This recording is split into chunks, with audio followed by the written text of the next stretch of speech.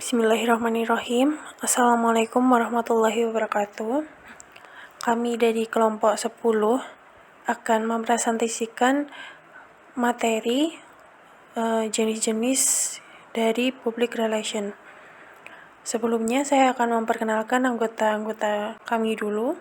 Yang pertama ada Dwi Wahyuning Tias, bernomor NIM 191231004. Yang kedua ada Afifah Nusaibah Al-Mustaqimah, bernomor NIM 191231021, dan yang terakhir ada Rahmat Hardiansyah Akmal, bernomor NIM 191231034.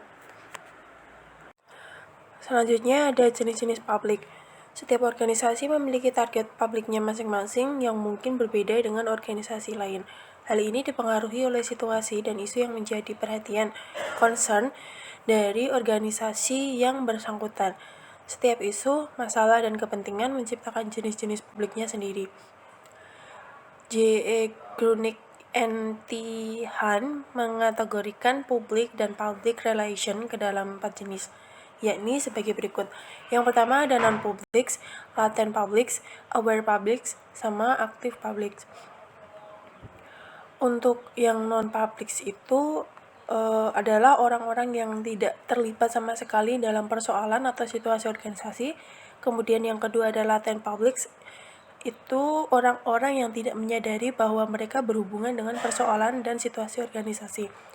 Yang ketiga ada aware public, mereka orang-orang yang menyadari dan mengakui bahwa mereka dipengaruhi dan terlibat dalam situasi dan masalah organisasi, tetapi mereka tidak berkomunikasi dengan yang lainnya.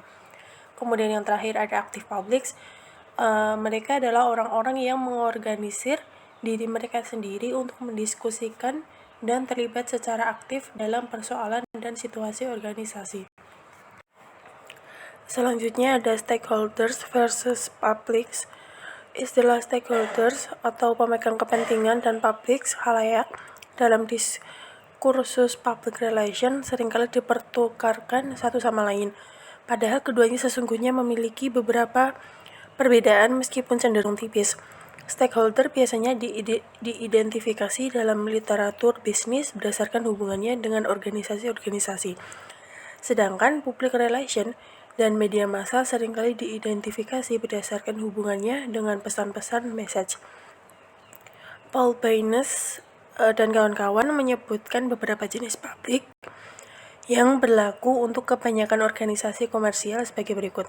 Yang pertama ada komunitas, calon karyawan, pemasok barang dan jasa, pasar keuangan, distributor, pelanggan, dan pemimpin opini atau para pendiri.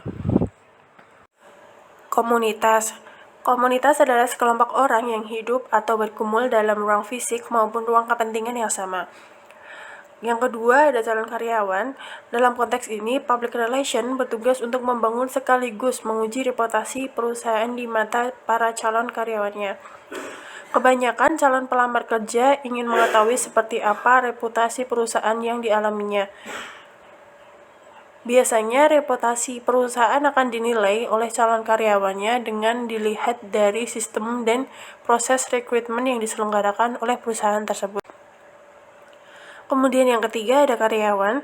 Dalam menerapkan strategi public relation terhadap karyawan, manajemen perusahaan perlu bersikap terbuka, menciptakan atmosfer komunikasi yang sehat secara vertikal, meningkatkan partisipasi pekerja, memperlancar komunikasi internal, misalnya melalui in-house, jurnal, dan sejenisnya. Pendekatan public relation terhadap karyawan yang ideal adalah menganggap mereka sebagai aset vital yang memberikan nilai.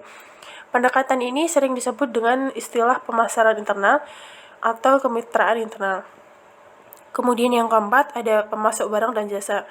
Pemasok adalah rekan bisnis perusahaan yang menyediakan semua jenis bahan baku untuk kegiatan usaha perusahaan. Pemasok memiliki peran langsung dan penting dalam fungsi dan profitabilitas perusahaan. Mereka menyediakan kualitas dan kuantitas bahan yang tepat untuk perusahaan.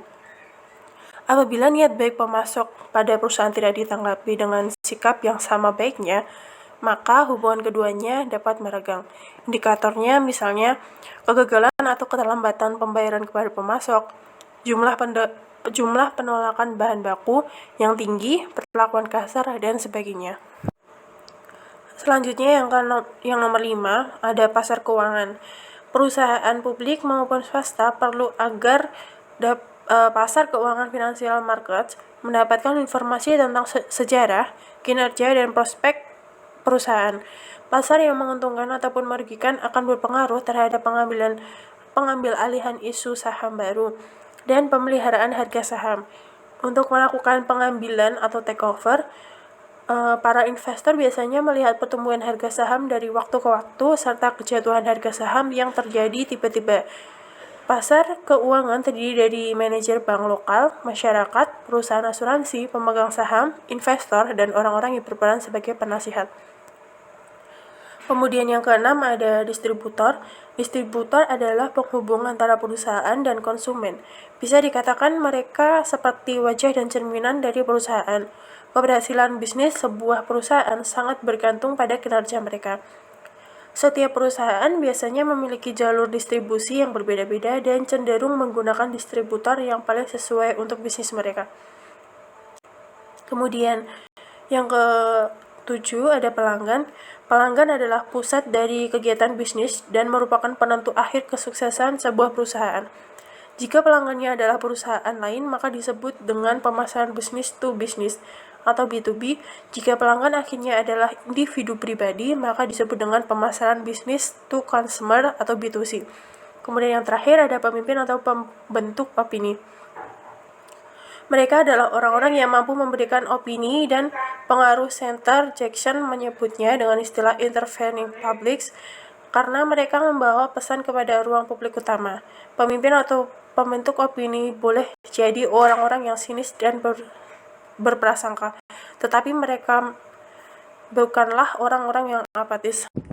Berikut studi kasus tentang Freeport buka-bukaan soal nasib ribuan karyawan yang mogok kerja. Jakarta, Kompas.com. Ribuan pekerja di PT Freeport Indonesia melakukan mogok kerja sejak Mei 2017 silam. Beberapa peristiwa yang saling berkaitan menjadi latar belakang mengapa para pekerja mogok hingga pihak perusahaan menyatakan mereka yang tidak kunjung masuk dianggap mengundurkan diri.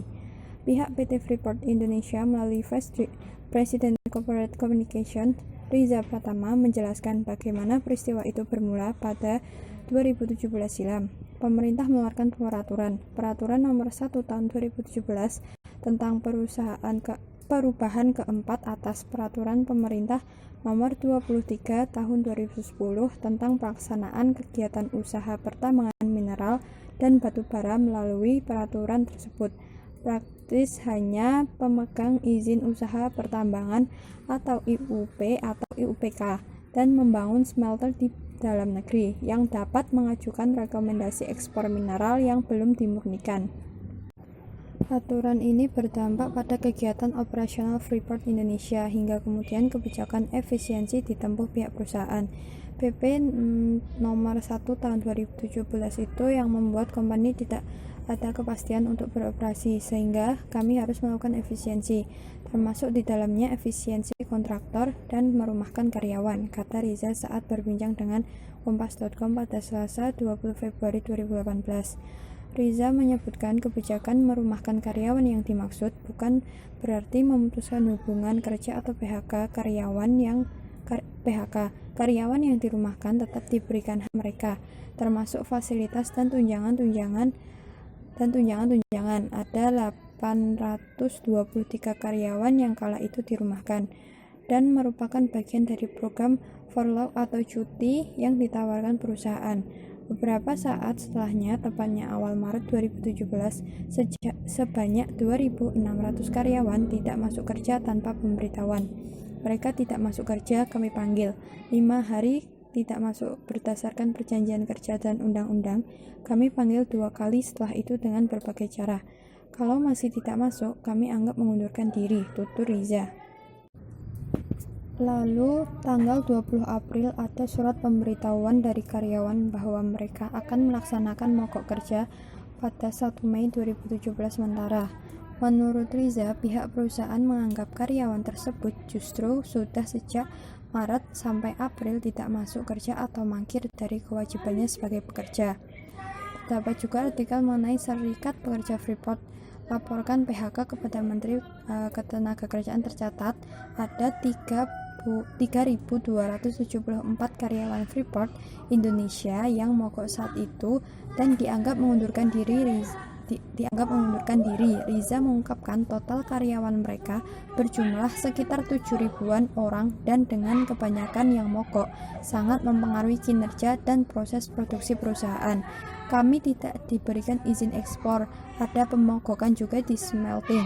Tidak ada pengiriman sama sekali, produk kami benar-benar shutdown waktu itu, ujar Riza.